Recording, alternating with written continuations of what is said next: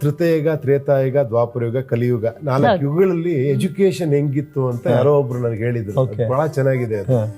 First ಸತ್ಯಯುಗದಲ್ಲಿ education ಹೆಂಗಿತ್ತು ಅಂದ್ರೆ ಏನೋ ವಯಸ್ಸಾದವರೆಲ್ಲ ಬಂದು ಅರಳಿಕಟ್ಟೆ ಹತ್ರ ಬಂದು ಕೂತ್ಕೊಳ್ಳೋರಂತೆ.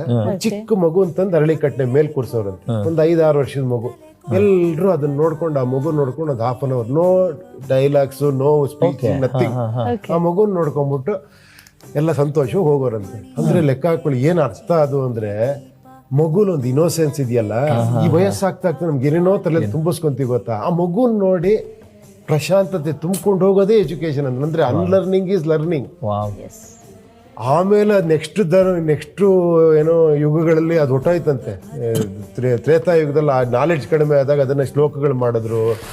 ಅದಾದ್ರ ಮೇಲೆ ಆ ನಾಲೆಡ್ಜ್ ಹೊಟ್ಟೋಯ್ತದ, ಅದನ್ನ ಮೆಮೊರಿ ಇಟ್ಕೊಳ್ಳೋ ಅಂಥದ್ದು ಕೂಡ.